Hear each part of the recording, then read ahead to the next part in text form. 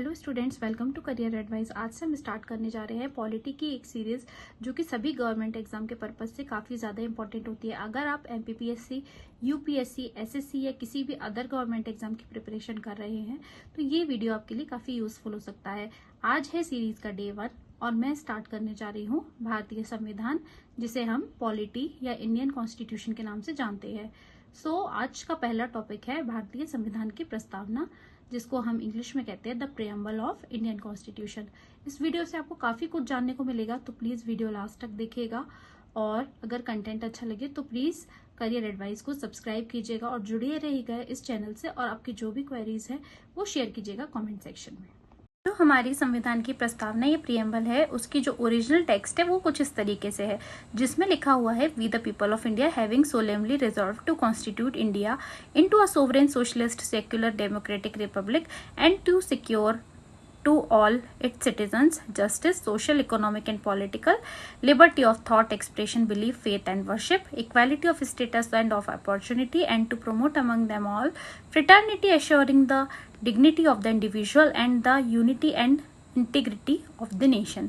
In our constituent assembly this 26th of November 1949 do hereby adopt, enact and give to ourselves this constitution। ये जब हमारा संविधान प्रारंभ होता है तो लिखी हुई हमें मिलती है। इसकी हिंदी में भी है, अगर आप चाहें तो कमेंट्स में बताइएगा, मैं आपको पिन्ड कमेंट में इसे शेयर कर दूंगी। अब कुछ इंपॉर्टेंट कीवर्ड्स जानते हैं जो कि हमारे प्रियम्बल यानी प्रस्तावना में दिए हुए थे, जो आपको समझ नहीं आए होंगे। काफी स्टूडेंट्स को समझ नहीं आते, तो मैं आपको सुनने समझाती हूँ। वीडियो को प्लीज लास्ट तक देखना, और करियर एडवाइस को अभी तक सब्सक्राइब नहीं किया है तो जल्दी से सब्सक्राइब कर लेना।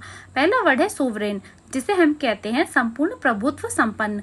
इसका अर्थ होता है कि भारत जो होगा वो अपने निर्णय लेने के लिए स्वतंत्र होगा, वो किसी भी विदेशी शक्ति के नियंत्रण में नहीं होगा और उनके इन्फ्लुएंस में आकर अपने निर्णय बदलेगा नहीं। ठीक है। नेक्स्ट जो वर्ड है वो है सोशलिस्ट, जिसे कहते हैं समाजवादी, जिसका अर्थ होता है कि सभी संसाधनों पर सबका समान अधिकार होगा भारत में, या और जो हमारी सरकार है वो प्रतिबद्ध रहेगी आर्थिक असमानता को कम करने के लिए और समाज के सभी वर्गों के कल्याण के लिए कार्य करने के लिए।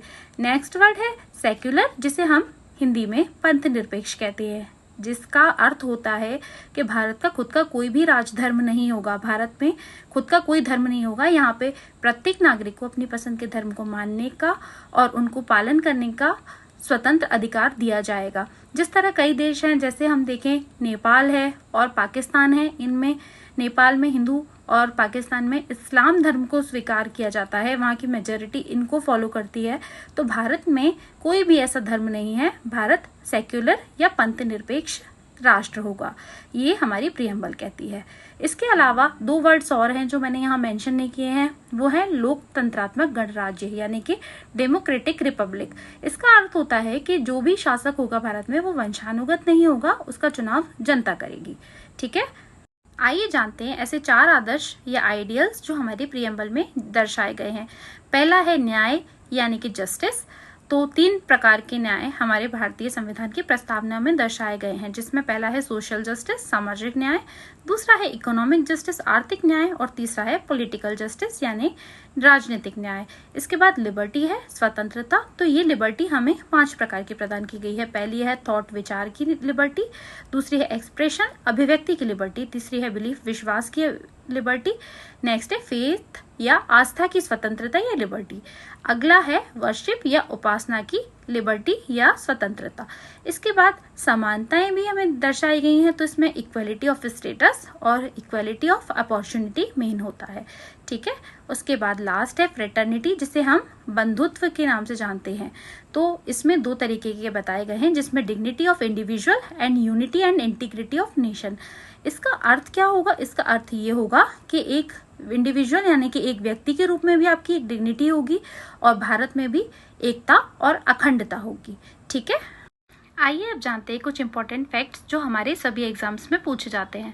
पहला, the preamble was adopted on 26 नवंबर 1949, यानी कि जो हमारे संविधान की प्रस्तावना है उसको हमने अडॉप्ट किया था 26 नवंबर 1949 को। अगला है the constitution came into force on 26 जनवरी 1950। अब इसमें कई बच्चे कंफ्यूज हो जाते हैं और क्वेश्चन के आंसर्स गलत लगाकर आते हैं, ये काफी सिली मिस्टेक होती है। इसमें आप ये अच्छे से याद रखिएगा, जो प्रियम्बल यानी प्रस्तावना है उसको हमने अपनाया था 26 नवंबर 1949 को, इसलिए हम उस दिन संविधान दिवस के रूप में या कॉन्स्टिट्यूशन डे के रूप में सेलिब्रेट करते हैं। और हमारा जो संविधान है वो फोर्स में आया था 26 जनवरी 1950 में। तो अब आप मुझे बताइए कि 26 जनवरी को हम कौन सा दिन मनाते हैं। वैसे तो काफी इजी है, लेकिन आप मुझे कमेंट्स में जरूर बताइएगा। अगला जो है वो है doctor B.R. Ambedkar is known as father of Indian constitution, यानी कि हमारे भारतीय संविधान के पिता या जनक के रूप में डॉक्टर B.R. अम्बेडकर जी को जाना जाता है। जो 3 शब्द हैं सोशलिस्ट, सेक्युलर एंड इंटीग्रिटी, उन्हें हमने भारतीय संविधान के 42वें संविधान संशोधन 1976 के द्वारा जोड़ा था। ये पहले से हमारी प्रस्तावना में नहीं थे। और जो लास्ट फैक्ट है वो है जो हमारी प्रियम्बल यानी कि प्रस्तावना होती है उसे भारतीय संविधान की आत्मा मतलब सोल ऑफ इंडियन कॉन्स्टिट्यूशन के नाम से जाना जाता है। ऐसी ही महत्वपूर्ण जानकारी और प्रतियोगी परीक्षाओं की तैयारियों के लिए मेरे चैनल करियर एडवाइस को सब्सक्राइब करें, वीडियो को लाइक करें और अपने दोस्तों के साथ शेयर करें। मिलते हैं अगले एपिसोड में भारतीय संविधान के एक और महत्वपूर्ण विषय के साथ। तब तक के लिए ये वीडियो पूरा देखिएगा और अपने फ्रेंड्स के साथ शेयर कीजिएगा। और हाँ, मुझे कमेंट सेक्शन में ज़रूर बताइएगा कि हमने भारतीय संविधान की प्रस्तावना को किस देश से अडॉप्ट किया है।